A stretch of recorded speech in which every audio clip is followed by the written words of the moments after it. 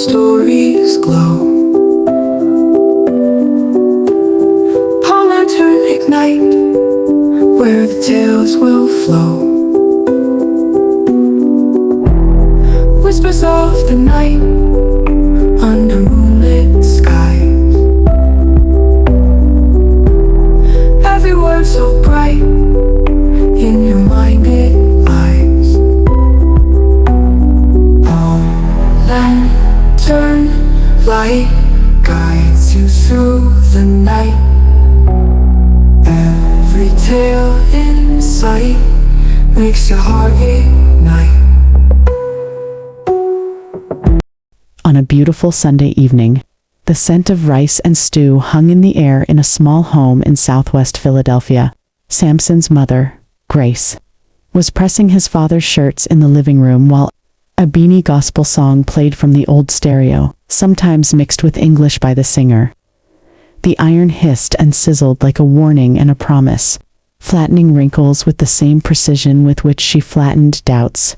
Samson, the only son of Clement and Grace Nosa, had always been a quiet boy. But his questions came too fast for adults to keep up with. At 5, he asked why people died. At 7, why do nations go to war? At 10, why does money exist at all? His parents, immigrants from Benin City, weren't sure if their son was gifted or just odd. Either way, they knew how to fix it. Disciplined books and a clear path. Clement, once an engineer in Delta State, and now a senior systems analyst at a telecom firm in the US, had mapped his son's life before Samson was born. Medicine, law, engineering, choose. 1. Thrive, repeat. Grace, who had trained as a pharmacist before leaving it all behind to raise her children in America, supported her husband's plans for their son. No child of mine will come to this country and throw away an opportunity, she often said in Benin, with her eyes filled with memory. We did not run from hardship to raise a talker or an artist. Samson never said no, not directly. Why does being a doctor mean success? Why is philosophy not as noble as medicine? Why can't I try something different? Clement would frown and mutter, "This is America, you are black. This is not a playground for ideas." When Samson was 15, he discovered the concept of opportunity cost in an introductory economics course. That night, he stayed up tracing decision trees on a whiteboard while his parents slept. The next year, his AP history teacher introduced him to Hume, Smith, and Baldwin. The more he read, the more he saw the world not as a machine to be repaired, but as a living system to be understood. By the time college application season rolled around, Samson made his decision, the University of Pennsylvania, for a dual major in philosophy, politics, and economics, PPE. He waited until dinner to break the news. His mother dropped her spoon. His father stared. "Philosophy," Clement said finally, as though the word itself had body odor. "You want to go and waste time talking about what? The meaning of trees." "It's PPE," Samson explained, nervous but resolute.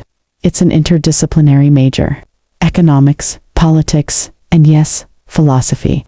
It's one of Penn's strongest programs." "What job will that get you?" his mother asked, voice tight. "Are they hiring philosophers at the hospital now?" "No, but they're hiring thinkers at the Fed, at international banks, in consulting and in policy. These things matter, how systems work, how people decide." Clement shook his head. "You don't understand. We left everything for this, and you want to play with ideas." Samson's voice was soft but firm. "No, I want to change them." That night, his parents didn't speak much. They prayed longer than usual, but Samson submitted the application anyway. Samson got into Penn on a full-ride scholarship. He held the acceptance letter like a relic, reading it over and over, as if the words might change. "We are pleased to offer you admission to the University of Pennsylvania's College of Arts and Sciences." He didn't feel triumph, not yet, just the weight of a door opening. His parents didn't say much when he told them. His mother muttered, "I still believe in miracles," and returned to peeling yams. His father sat quietly for a few minutes, then handed him a sheet of paper. A list of alternative majors: computer science, pre-med engineering. You can still change your mind. Be wise, he said. But Samson had already chosen, not recklessly, not rebelliously, but intentionally. He liked the way his body raced when he read about Rousseau and Machiavelli, or when he listened to market analysts debate inflation policy. He wasn't chasing money or prestige. He was chasing impact. The summer before college, the tension at home turned into silence. The once warm Sunday dinners grew quiet. His mother cooked the same dishes, rice and stew, but with less enthusiasm. His father, once quick to share stories from work, barely looked up from his spreadsheets. They didn't disown him. That wasn't their way. But they withdrew something deeper: confidence. His mother began praying more openly for divine redirection. His father no longer asked about his classes, only about what certifications he could tack on to his PPE nonsense. "You're still good with numbers," Clement would say. "You can pivot. Maybe a master's in engineering later." Samson smiled politely. He had no intention of pivoting. At Penn, Samson found his people, brilliant, curious misfits from across the world. He met Aliyah, a Haitian-American who was building a policy journal. He befriended Kai, a coder from Seattle who thought Adam Smith was half genius, half contradiction. They argued over Kant in cafes, hosted late-night debates on economic inequality, and dissected case studies like surgeons. He interned at a think tank his sophomore year, focusing on African political economies. His first white paper on state-driven industrialization in Nigeria caught the eye of a former World Bank economist. He began publishing op-eds, speaking at campus panels, not with arrogance, but with clarity that surprised even him. But every success drove a wedge deeper at home. When he was invited to speak at a conference in D.C., his mother asked if it paid. When he made Dean's List, his father said, "Let's see what job that gets you." He started avoiding their calls. That Christmas, back in Philadelphia, Samson visited his aunt's house for a family dinner. As he served himself jollof rice, a cousin studying nursing leaned over. "So what are you doing again?" "PPE, philosophy, politics, and economics." He blinked. "So, you want to be a politician?" "No," Samson said, smiling. "I want to redesign the systems politicians use." She stared at him. "You know they're not hiring philosophers at Jefferson Hospital, right?" That night, Samson stepped outside into the cold. He could see his breath in the air. He remembered something his grandmother once said when he was 9 and curious and full of too many questions. The path that hasn't been walked is the one that makes the strongest footprints. He held on to that like armor, because the path he was walking now, steep, lonely, misunderstood, wasn't just for him. It was a gamble for every child of immigrants who dared to be something other than what was prescribed. By junior year, Samson had become something of a quiet storm on Penn's campus. He wasn't the loudest voice in the room, but when he spoke, whether in seminar or panel discussion, people leaned in. His insights mended together ideas across centuries and continents, threading Plato through Milton Friedman, weaving Chinua Achebe into Keynes. He had found his rhythm in the PPE program. The triad of philosophy, politics, and economics fit him like tailored, roomy, expressive, and rooted. His focus narrowed to development theory and the moral imperatives behind economic policy. While some classmates obsessed over hedge funds and consulting gigs, Samson pored over Rousseau's social contract, Sen's development as freedom, and the works of Nigerian philosopher Sophie Allowell. He began to ask different kinds of questions, sharper, more pointed. Why is GDP still the metric we obsess over, when people's lives don't fit in data cells? What does justice look like in the age of machine learning? Who is considered developed, and by whose definition? His professors noticed. One encouraged him to submit his term paper on the philosophical limits of rational choice, Theory in African Economies, undergraduate journal. It got published. Another wrote a recommendation that would later become key to his Harvard application. Despite the growing recognition at school, the divide between Samson and his parents only widened. Every Sunday call was a performance. "How is school?" "Good." Any job leads, still thinking. You know time is going. His father emailed articles like the top 10 highest paying STEM careers, with subject lines like food for thought.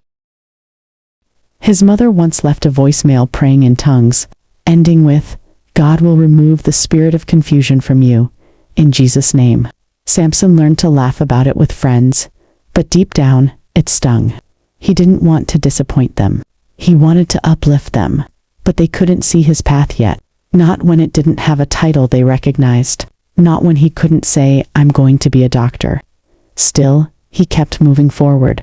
The summer after junior year, Samson interned at a progressive think tank in D.C., working on a project that analyzed how African governments could create local tech manufacturing hubs without relying on Western multinationals. It was the first time he saw real policy leverage, how philosophical ideas could be embedded into actual budget recommendations, into reform laws, into infrastructure investment strategies. He presented a proposal that linked Edo state's educational reforms to long-term industrial growth. His supervisor told him, "You don't think like a student. You think like someone who's going to run something." That one sentence planted a seed.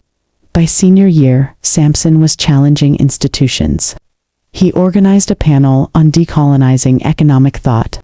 He debated a visiting IMF official on the ethics of austerity policies. He started a blog, Systems and Shadows, where he dissected policy failures with wit and warmth. It caught the attention of alumni. One wrote, "You have the mind of a CEO and the soul of a philosopher. Don't lose either." Samson applied to several fellowships. Quietly, he also applied to Harvard Business School. He didn't tell his parents, not yet. At graduation, he walked across the stage with a double major, a published paper, and a job offer from a global economic research group. But what meant the most was what was in his pocket, an acceptance letter from H. When he finally told his parents, there was a long silence on the phone. Then his father said, voice trembling just slightly, "Harvard, MBA. Yes. For business? Yes, but not just business. Leadership, vision, impact." His mother exhaled. "Ah, at least now you're using your head." He chuckled. He didn't say it, but he thought it. "I've always used my head. You just couldn't see it from your map." At Harvard Business School, Samson stood out for being the most deliberate in class. Where others spoke in bullet points, Samson spoke in frameworks. While his peers rushed to case study conclusions with unearned certainty, he paused, tilted his head, and asked the question no one else thought to ask: is this strategy good, or is it just profitable? His background in philosophy gave him a lens the others didn't have. He could see the moral blind spots in business models, the long-term social costs hidden in short-term shareholder returns. His economics training meant he could still crunch numbers, read balance sheets, and hold his own in a room full of McKinsey-bound minds. His professors started to call on him early. Students began seeking him out after class. "You have this weird way of seeing around corners," one classmate said. But not everything was smooth. In his first semester, a visiting VC dismissed his startup pitch on ethical supply chains, saying, "Idealism doesn't scale." Samson responded with a calm nod and said, "Neither does exploitation, not indefinitely." The room went quiet.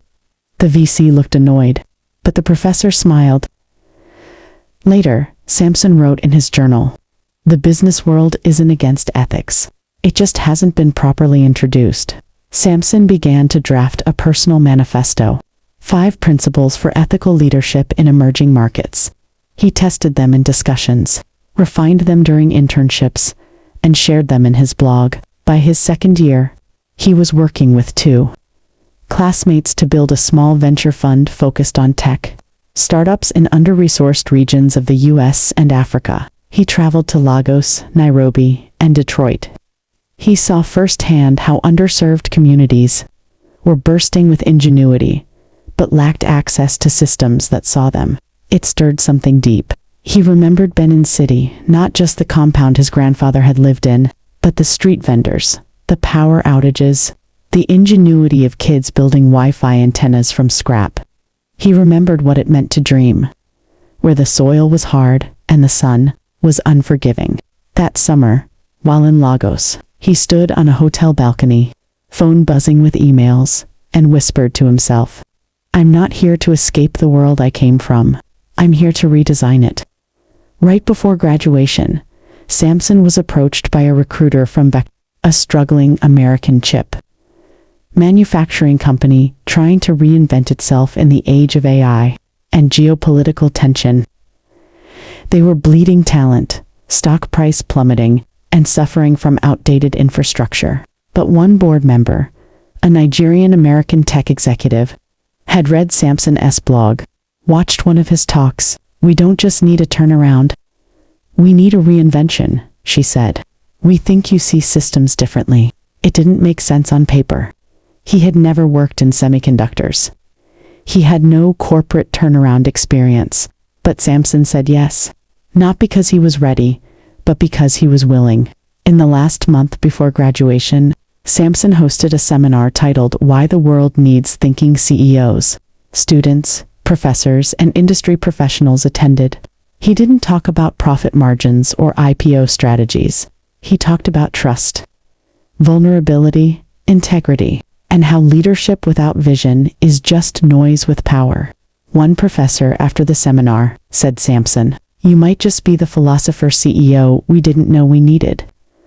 When graduation day came, his parents sat in the audience, quietly weeping as he crossed the stage. Later, his father clutched his hand and said, "When you were a boy, I wanted you to become a man who could protect himself. Now I see you became a man who can protect others." Samson looked at his father with tears in his own eyes. "I didn't throw away the map, Dad." When Samson first walked into VectorCore's headquarters in San Jose, he was 29 and looked barely older than the interns. The receptionist didn't recognize him as the new CEO. A board member had to come down and escort him up. The company was a skeleton of its former self. Once a key supplier of silicon chips to automotive and consumer tech companies, now limping from years of missed innovations and executive employee morale was brittle. The cafeteria buzzed with layoffs. The stock had bottomed out. No one believed in miracles anymore, except Samson. Not because he was naive, but because he understood something deeper. Systems don't collapse from chaos, they collapse from inertia, and inertia could be reversed. Samson didn't rush.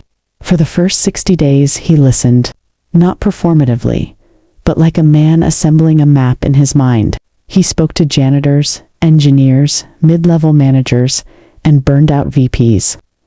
He asked questions no one had asked in years. What do you think is broken? When was the last time you felt proud to work here? What would you change if no one could fire you? He sat in on manufacturing floor meetings and even joined a night shift once, unannounced, just to feel the rhythm of the machines. When a technician asked why the CEO was wearing boots at 2 a.m., Samson just smiled and said, "You don't fix a machine by watching it from the boardroom." Within 3 months, he dismantled 2 layers of redundant management and instituted direct reporting lines that empowered engineers and designers instead of the standard top-down quarterly reviews. He introduced rotating insight sessions, where anyone from any team could pitch an idea to leadership. At first, employees were skeptical. Then, an idea from a junior systems designer about re-engineering an outdated microcontroller saved the company $4.2 million in projected losses. Belief began to rise gradually. Samson's biggest bet came at month 7. He flew to Seoul and struck a deal with a cutting-edge South Korean AI firm. It was bold. VectorCore would license their machine learning platform to optimize chip design, reduce waste, and improve real-time yield analytics. The board balked. "Too risky," one said. "We're not a tech startup." "No," Samson said. "We're a tech company that forgot how to start." The deal went through.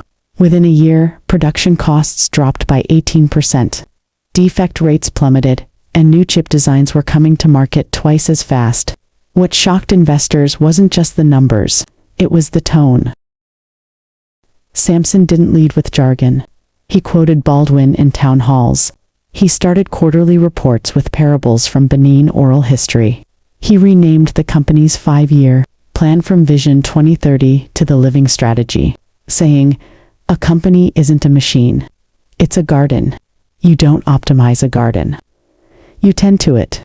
CNBC dubbed him the philosopher king of Silicon Valley. Forbes ran a cover story, From PPE to PCB, how Samson rewired American manufacturing. At 29, he became the youngest CEO in the history of the Fortune 500.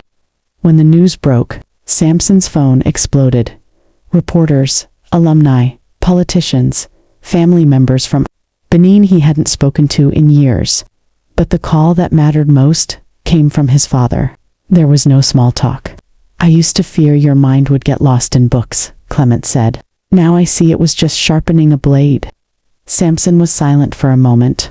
Then, "I did what you taught me, Dad. I just used a different tool." Samson didn't just turn the company around. He rewrote what a CEO could look like, think like, and care about. He proved that a mind trained in Plato, a heart grounded in Edo wisdom, and hands built for work could rebuild the circuits of the world. 3 years into his tenure as CEO, Samson stood at the peak of American corporate success. VectorCore was no longer a turnaround story. It was a beacon, a model of how bold leadership, ethical frameworks, and cultural intelligence could transform not just a company, but also an industry. He had graced magazine covers, advised the White House on domestic manufacturing policy, and launched a mentorship fund for first-generation college students pursuing non-traditional careers. Yet something tugged at him. Not ambition, not legacy, memory. One day, an email arrived from the Pan-African Tech Forum. The organizers were hosting a global summit in Lagos and wanted him to keynote the closing ceremony. The theme, Reclaiming Innovation in the Global South. Samson stared at the message for several minutes. The last time he was in Nigeria was 5 years ago. Life had become too busy, too layered with other futures. But the invitation felt different. Not like a request, but a reckoning. He accepted. And on a warm, dust-hazed December afternoon, Samson touched down in Lagos. At the closing ceremony of the summit, standing before ministers, engineers, students, and entrepreneurs, Samson spoke from his memory. "My parents went to the US with 2 suitcases, and the belief that survival meant safety. And safety meant conformity. I don't blame them. They were right about many things. But I chose a different path, not because I was smarter, but because I was willing to believe that philosophy and economics could build just as strong a bridge as medicine or engineering." He paused. "The world is made of systems, but those systems are made of people. Don't just fix the code, fix the ethic. Don't just scale the startup, scale the soul." The hall erupted in applause. After the summit, he made the journey to Benin City, the ancestral home his parents had spoken of like scripture. Red earth, broad roads lined with age-worn trees, bronze sculptures staring with eternal eyes. His father came with him, older now, slower, but proud in a way Samson could feel even in silence. They visited the old family compound where his grandfather, just as Samson, had once held court under a mango tree, resolving village disputes with only words and wisdom.